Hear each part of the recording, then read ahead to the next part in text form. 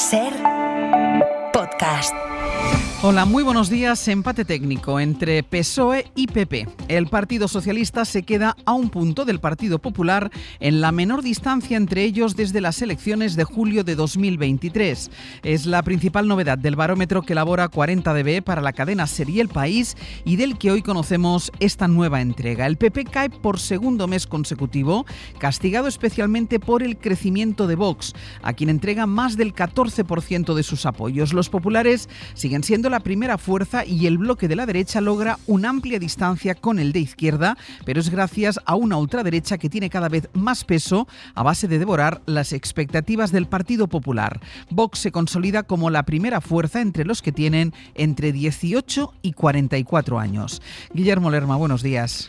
¿Qué tal? Buenos días, Ángels. Y el PP ha visto desaparecer ya casi por completo la ventaja de 6 puntos que llegó a tener antes del verano y es ante un Partido Socialista que encadena su segunda subida consecutiva y crece casi 2 puntos en un solo mes, pero que tendría muy difícil gobernar porque el bloque de la derecha queda a más de 9 puntos del de la izquierda. Sí, la suma de PP y Vox está por encima del 47%, mientras que PSOE, Sumar y Podemos no llegan al 39%, muy lejos, por tanto, de poder armar una mayoría suficiente para gobernar. Pero la novedad más relevante que aporta el sondeo de octubre está en esa competición entre los dos principales partidos que, si hoy hubiese elecciones, estarían, según 40dB, a apenas un punto de diferencia. Feijóo mantendría la primera posición con el 30,5% de los votos, Sánchez sería segundo con el 29,4%. Es la menor distancia desde los comicios de hace 2 años. Los populares han perdido en 3 meses esa ventaja de más de 6 puntos de la que disfrutaban antes del verano. El PP acumula 2 caídas consecutivas frente a un PSOE que recupera terreno. Los populares sufren sobre todo por el auge de Vox, que aunque pierde 7 décimas este mes, sigue estando muy fuerte, roza el 17% en intención de voto. La ultraderecha tiene al electorado más fiel y sigue provocando las fugas más importantes para el partido de Feijóo. Ampliaremos en el abierto, Guille, gracias. Hasta luego. En Génova hace semanas que ven encuestas como esta, en la misma dirección. Ellos caen en beneficio de Vox.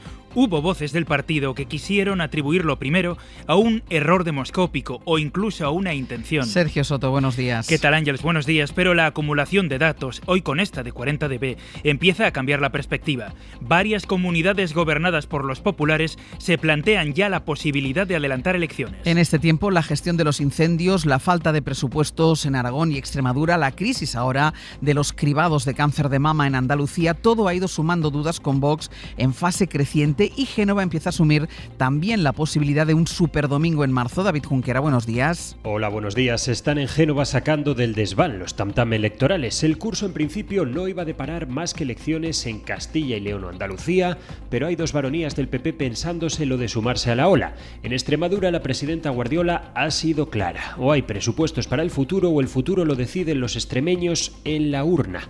La idea sería retratar a Vox como culpable del bloqueo para enjugar su subidón en las encuestas. Una táctica que podría replicarse en Aragón, donde reconocen que sería difícil de explicar otra prórroga presupuestaria cuando los populares no dejan de afearle a Sánchez la falta de cuentas. Uno de los planes pasaría por agrupar comicios en marzo y convertir todas esas citas autonómicas en un plebiscito nacional, camuflando así errores de gestión, como los incendios o las mamografías que quitan el sueño a Mañueco y Moreno Bonilla respectivamente. En cualquier caso, desde Andalucía son categóricos y defienden que solo adelantarán sus elecciones, previstas en principio para el verano, si las adelanta Pedro Sánchez.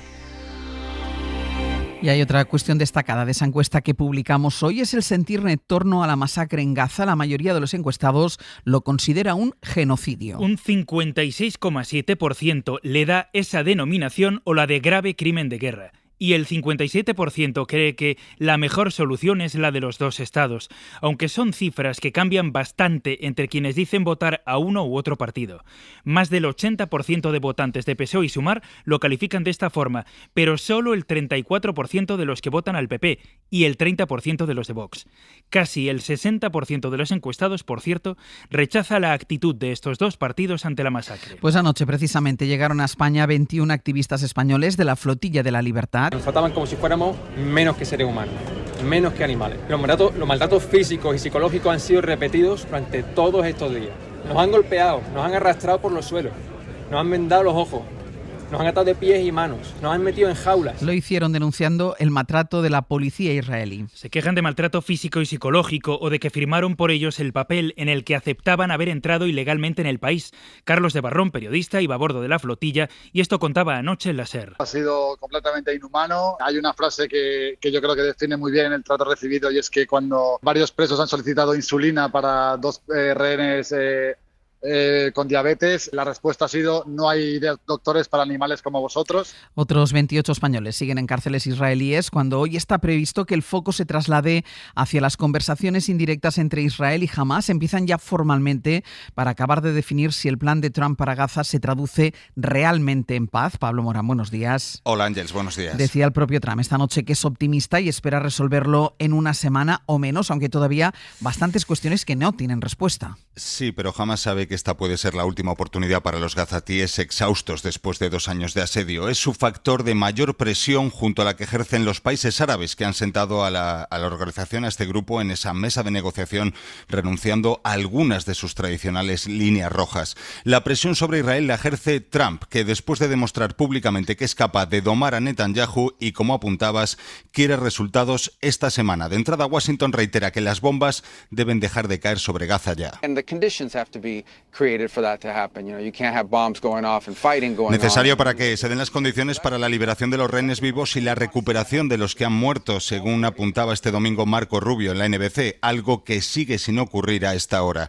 El tiempo apremia y hay muchísimas claves por cerrar, como decías. La más importante quizás es la retirada del ejército israelí. Los mapas de Trump contradicen los planes con los que los ministros de Netanyahu se han comprometido públicamente durante la última semana. Pero luego hay otras cuestiones muy sensibles, como el desarme de Hamás, o si Israel tendrá o no capacidad de veto sobre los presos palestinos que quedarán en libertad en virtud del acuerdo.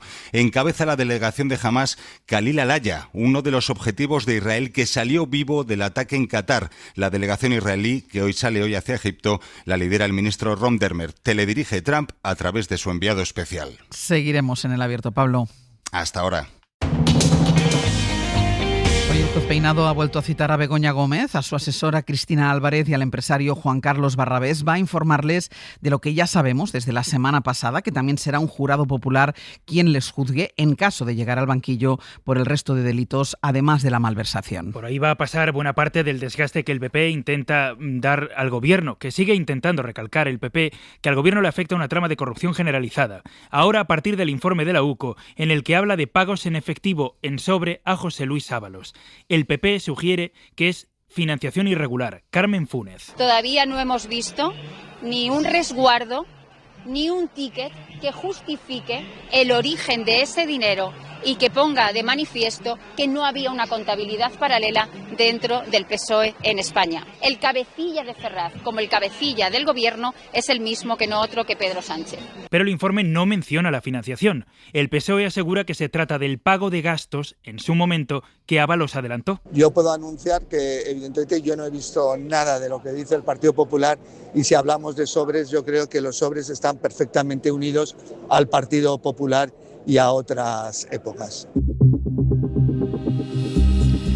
Les contábamos a las 7 de la mañana cómo el sistema de libre elección de centro sanitario que ha ideado la Comunidad de Madrid se ha traducido en un trasvase continuado de pacientes a centros privados. Los hospitales, gestionados por 2 empresas, Quirón y Rivera Salud, acumulan el 60% de todas las personas que han solicitado el cambio de centro. Ocurre que gente que se cansa de esperar en listas de espera largas acaba pidiendo turno en estos centros. Después de lo sucedido en Andalucía, nos hemos preguntado si hay más comunidades que no estén cumpliendo con las listas de espera para cribar el cáncer de mama. Y en Madrid hemos encontrado casos como el de Ángela, que nunca recibió la cita que pidió su médica de cabecera para una ecografía de mama preferente. Tuvo que recurrir a la sanidad privada. Ocurrió en el Hospital Infanta Sofía de Madrid, donde le diagnosticaron un cáncer de mama agresivo y le acabaron extirpando el pecho. Mariola Lourido. Casi 6 meses de retraso en el diagnóstico de un tumor de mama hormonal agresivo en estadio 2 y de crecimiento rápido. Es lo que le ocurrió a Ángela Millán en el Hospital Infanta Sofía de Madrid. Su doctora le pidió en noviembre una cita preferente para una ecografía de mama que no llegó. En enero reclamó en atención al paciente y allí le dijeron que estaban bloqueadas las agendas de radiodiagnóstico. Millán se hizo la mamografía en la privada. Indignada porque soy consciente del privilegio que es poder pagarte 200 euros para una prueba diagnóstica, porque si no los tienes, quizá cuando llegue el diagnóstico sea demasiado tarde. El hospital le dio el diagnóstico definitivo el 15 de abril. Ese mismo día recibió una carta del gerente lamentando las molestias. Ángela, concejala de Más Madrid, denuncia la mala gestión en un centro que tiene una lista de espera para las mamografías más larga que los grandes hospitales como La Paz o el 12 de octubre. Esta semana, precisamente, la Asociación de Mujeres con Cáncer de Mama, que denunció la crisis de los cribados en Andalucía, va a decidir si pone una demanda colectiva a la Junta. Califican lo ocurrido de absoluta negligencia. Radio Sevilla, Elena Carazo, buenos días. Buenos días. La asociación continúa recibiendo llamadas de afectadas. Mañana decidirán sobre la demanda colectiva. En un comunicado reiteran su exigencia para que se depuren todas las responsabilidades ante lo ocurrido, que califican de absoluta negligencia. Insisten en pedir a la Junta conocer dónde se ha producido el fallo. Rechazan las declaraciones del presidente Moreno sobre la pretensión de no generar ansiedad, cuando a su juicio la falta de información es que provoca justo lo contrario. La Junta sigue llamando a las 2.000 andaluzas con mamografías no concluyentes mientras ultima su plan de choque. El Grupo por Andalucía va a pedir la comparecencia del presidente Moreno en el Pleno esta semana, y desde la Asociación de Consumidores Facua han puesto ya en marcha una plataforma de afectadas de la que ofrecerán hoy precisamente detalles. La Policía Nacional investiga 2 posibles casos de violencia machista de este fin de semana. El primero en Madrid, donde un hombre de 45 años ha sido detenido como presunto agresor de una mujer de 51 que ha sufrido varias puñaladas en el cuello y que se encuentra en estado grave. La segunda en Zaragoza, donde se sospecha que un hombre de 33 años que fue detenido a puñalón en el costado a su expareja, que está ingresada con pronóstico reservado. Fin de semana negro, también en Formentera, donde una mujer ha sido asesinada y otra herida de gravedad. Ibiza, Joan Tur, buen día. Buen día. La Guardia Civil mantiene abierta la investigación para esclarecer las causas de la muerte de una mujer de 45 años de nacionalidad italiana. El cuerpo no presentaba heridas, pero sí algunos moratones. Está pendiente de los resultados de la autopsia para esclarecer el fallecimiento. En el domicilio donde se encontró el cuerpo estaba también su pareja de la misma nacionalidad, que tampoco presentaba heridas, pero que inicialmente fue detenido. Un equipo de policía judicial y otro de laboratorio de criminalística de la Benemérita se han trasladado a la isla, pero el Instituto Armado no confirma por el momento un caso de violencia machista. Por otra parte, ayer también en Formentera, una mujer de 35 años era agredida con arma blanca por su expareja, un joven de 27 años que entró en el hotel en el que estaba trabajando la víctima. La mujer fue derivada en un primer momento al hospital de Formentera y posteriormente, dada la gravedad de su estado, trasladada al hospital de Son Espases en Palma. El agresor está detenido y pendiente de pasar a disposición judicial. En Francia, el primer ministro Sébastien Lecornu ha presentado este domingo su nuevo gobierno. A pesar de que anunció que sería un ejecutivo de ruptura, supone una continuidad casi total con el de su predecesor, François Bayrou. La izquierda ya ha anunciado una nueva moción de censura. París, Lucía Riera. Casi un mes ha tardado Lecornu en formar gobierno y todo sigue igual. Se mantienen nombres como Darmanin en Justicia, Valls en Ultramar, Jean-Noël Barrot en Exteriores, también Bruno Guettalló en Interior, pero poco después el líder de los republicanos ha criticado la falta de ruptura y ha convocado esta mañana al comité de su partido. Para Lecornu, la verdadera ruptura que había prometido es que el Parlamento tendrá la última palabra en el presupuesto. Tendrá que sacarlo adelante sin recurrir al decreto el nuevo encargado de Economía y Finanzas, Roland Lescure, un macronista venido de la izquierda. Otra novedad es el relevo en el Ministerio de las Fuerzas Armadas que llevaba Lecornu y que supone la vuelta a la primera línea política de Bruno Le Maire. La hora de la verdad será el martes. Lecornu hará su declaración de política general ante el Parlamento y los socialistas y los de Le Pen decidirán entonces si las propuestas son suficientes para evitar la censura, lo que parece casi imposible. Insumisos y ecologistas no van a esperar, quieren presentar una moción inmediatamente. Un gobierno que nace muerto después de otros 2 primeros ministros censurados en pocos meses hace pensar en una crisis de régimen. Coinciden muchos editorialistas políticos en Francia en que asoma el fin de la Quinta República.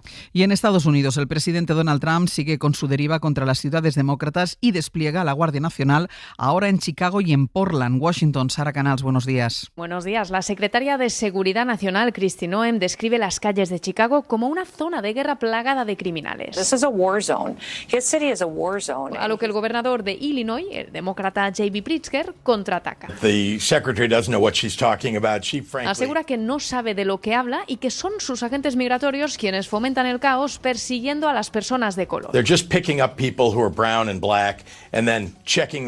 Y tras un fin de semana de protestas, la Casa Blanca ordena ahora el despliegue de 300 agentes de la Guardia Nacional. Lo hace en contra de la voluntad del gobernador, que acusa al presidente Trump de fabricar esta crisis para consolidar su poder.